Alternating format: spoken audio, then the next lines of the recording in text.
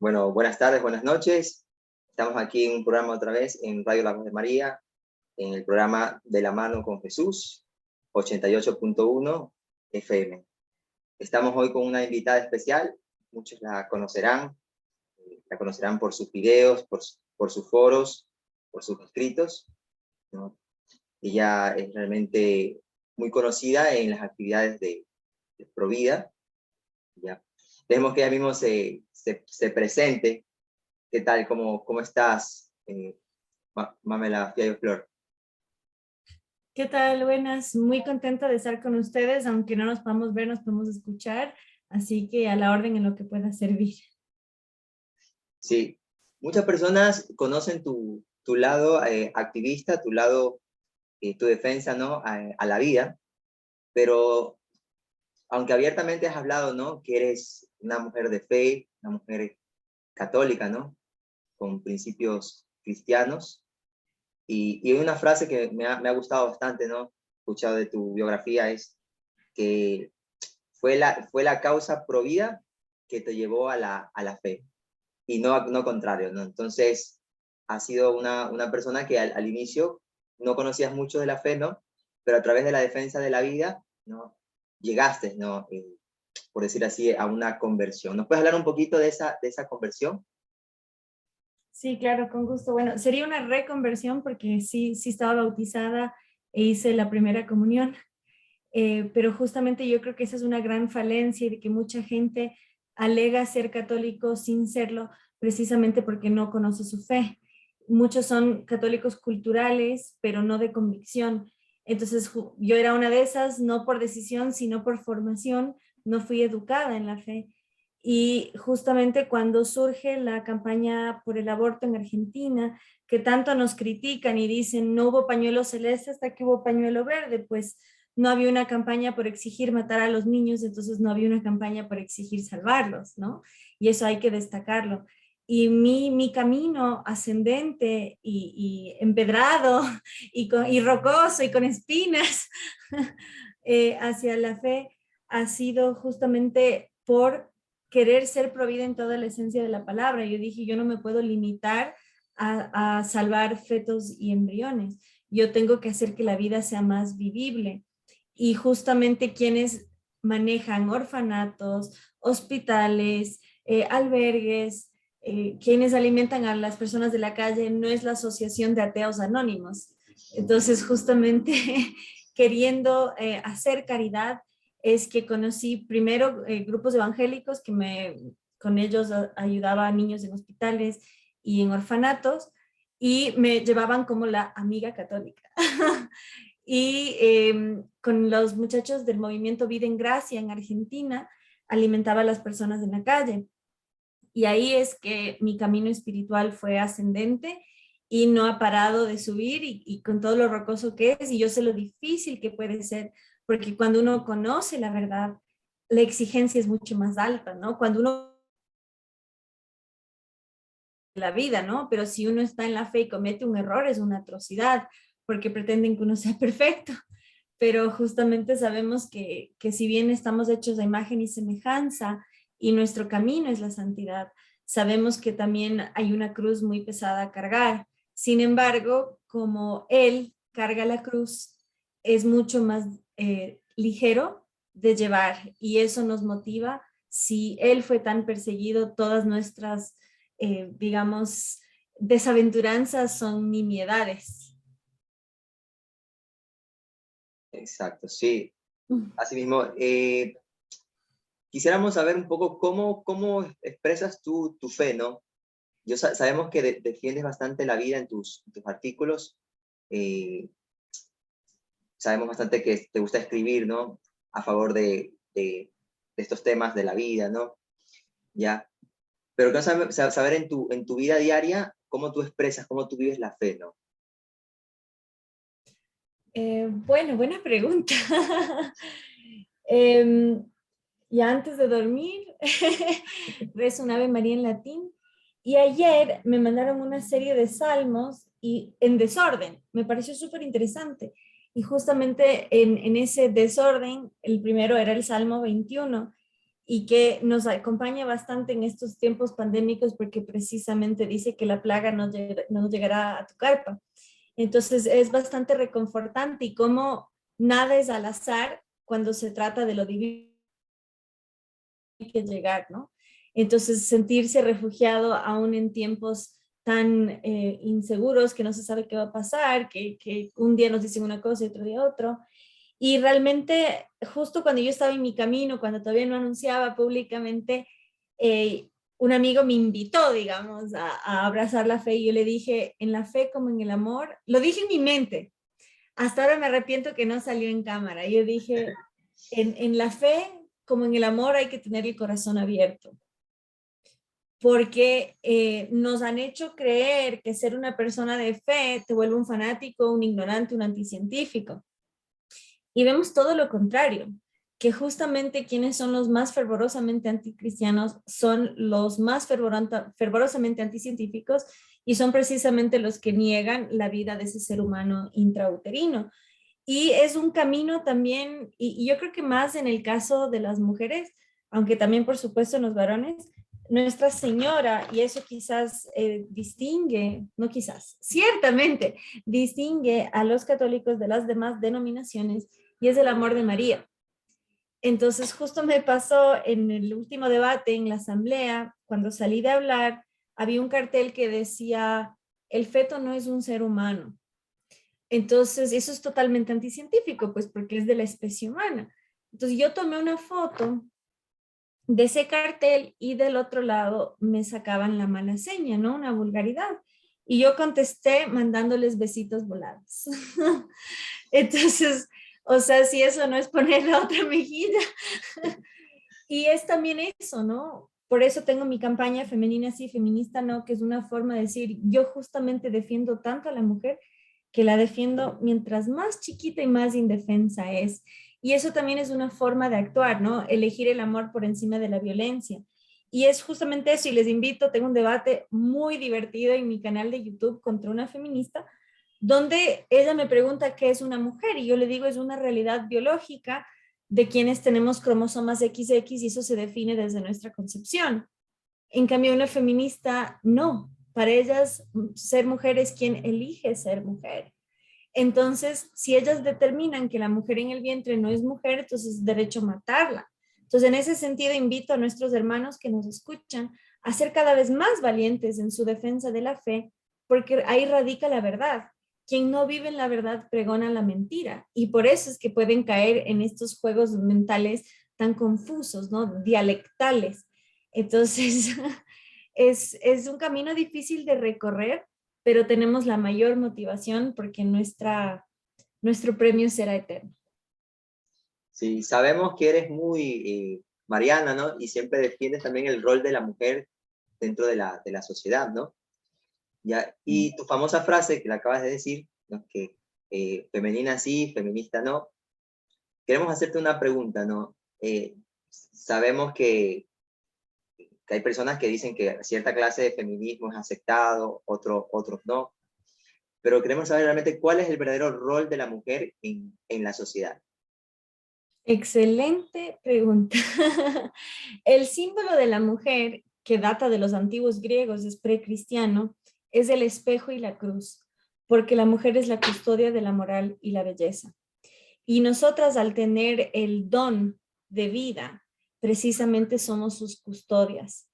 Y en ese sentido, la mujer católica tiene un rol fundamental porque ella defiende la institución que elevó a la mujer como ninguna otra, tanto así que solo nosotros creemos que hasta Dios tiene madre. Y por eso es que nuestra Santa Madre está bajo ataque, por eso es que toda marcha feminista termina en una catedral, porque ahí se eleva a la mujer como Madre de Dios, porque la iglesia es la novia de Cristo. Entonces, por eso es tan importante que conozcamos nuestra fe para defenderla. Y justamente Nuestra Señora, como ejemplo de vida, nos enseña a amar en la adversidad. Y por eso creo que ya es un debate histórico y filosófico si hay un feminismo bueno o un feminismo malo, aunque pueden ver cuál es mi postura. Yo creo que hay que ver que hay personas buenas, confundidas, Entonces, lo que hay es feministas buenas, personas buenas, que son personas que creen ayudar a la mujer, pero terminan siendo funcionales a una ideología que lastima a la mujer, no solo a la que está en el vientre, sino también a la que gesta. Y daña a la mujer más importante de todas, que es Nuestra Señora y que es nuestro ejemplo de vida. Entonces, en ese sentido,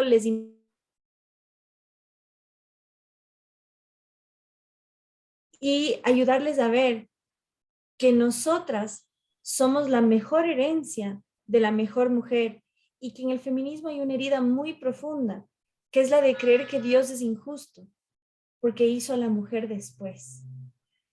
A mí me gusta decirlo jocosamente y con el perdón de los caballeros y sin afán de dañar en absoluto. Lo que no ven es que el hombre fue el borrador y que justamente con la mujer se concretó la obra. Con el hombre no fue suficiente, en cambio con la mujer culminó la obra. Entonces eso hay que verlo desde el mayor amor y no significa que el hombre es menos, sino muestra lo importante que es nuestra complementariedad, que no somos el uno sin el otro y que juntos gestamos la vida. Y dicen, yo no vine de tu costilla, tú viniste de mi útero. Y dice, sí, mamita, pero antes tuvo que haber salido un espermatozoide de un testículo. Eso es un hecho científico. Y además, el hecho que hayamos venido de una costilla muestra justamente que no somos menos, estamos junto al hombre, a su lado. Si fuésemos menos, vendríamos de sus pies. Y en su lugar venimos de su costado. Y eso muestra nuevamente nuestra complementariedad. Entonces hay que entender que detrás de toda feminista hay una herida y hay confusión de creer que Dios nos sometió a ser madres cuando en realidad nos dio una gracia, nos dio un don de ser parte activa de la creación. Sí. Se dice bastante, por ejemplo, que el cristianismo denigra a veces la mujer, se dice que la religión, realmente el tema del patriarcado, que la religión no le ha dado derechos a la mujer, pero dentro del mismo cristianismo vemos la imagen de la Virgen María, ¿no? Que ha tenido una gran dignidad dentro del cristianismo, ¿no? Y también nos habla usted de la reina Isabel, ¿no? Todo el papel que hizo en la evangelización, ¿no? A nivel de América Latina, España, siempre nos habla. Queremos saber para usted, ¿no? Realmente, ¿quién es la Virgen María, ¿no? ¿Cómo vive esa relación con la Virgen María? Me encanta destacar que la revista National Geographic destacó a la Virgen María como la mujer más poderosa de la historia, y lo es. Y su rol es tan importante precisamente porque nos dignifica. A mí me gusta usarlo más, bueno, si bien es una radio católica, es importante también para ser evangelizadores. Si vemos incluso en la mitología, si revisamos todo lo que fueron otras religiones, en el momento que la madre de un dios es mortal, él es denigrado. Tenemos el ejemplo de Hércules. Hércules era hijo de Zeus, pero al ser hijo de una madre mortal no pudo ser dios del Olimpo. En cambio, nuestro Señor vino de una mujer mortal y nació como un niño como nosotros y vivió y eso nos dignifica. ¿Por qué? Porque justamente Él caminó entre nosotros. Entonces, Nuestra Señora, al ser ese canal, ella elevó a la mujer como nadie en la historia y muestra justamente que venir de una madre mortal no nos hace menos, sino que nos hace más. Nos hace esa criatura elevada entre las demás. Entonces, la Virgen María cumple un rol increíble y por eso es que la Reina Isabel la Católica es tan importante, precisamente porque, como ningún otro gobernante en la historia, ella tenía una visión de evangelización y todo lo que eso implica. Por ejemplo, tenemos el pueblo caribe, que era un pueblo indígena del Caribe, por eso lleva su nombre, que cuando tomaban una isla, se comían a todos los hombres y tomaban a todas las mujeres como esclavas.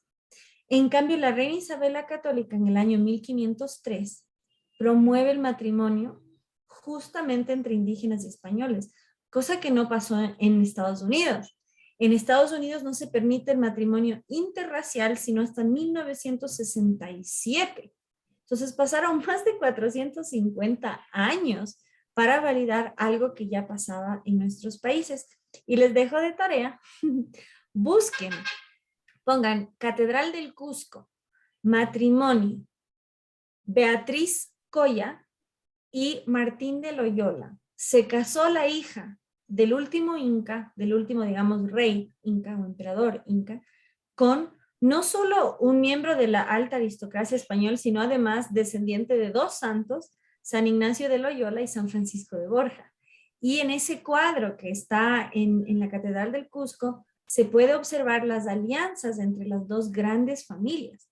Entonces nos muestra, en el caso de Ecuador, mucho más cómo somos los descendientes de los indígenas y de los españoles que se aliaron. Y se aliaron precisamente ¿por qué? Porque esa gran mujer tuvo la visión de decir, dejemos dioses que exigen que padres sacrifiquen a sus hijos y abracemos a un Dios que sacrificó a su único hijo por nosotros.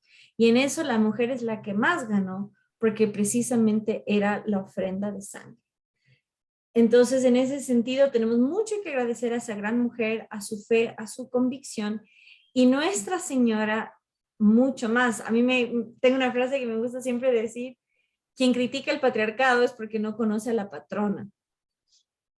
Y precisamente Nuestra Señora, al ser la patrona, y no solo la Virgen en sí, sino cómo hemos elevado a la mujer. Santa Rosa de Lima es patrona de América. Y justamente fue la primera santa del continente. Y esto ya es en el siglo XVI. Entonces vemos que nuestra cultura no ha denigrado a la mujer, sino que muy por el contrario la ha elevado. Entonces eso hay que conocer, hay que abrazar. Y nuestro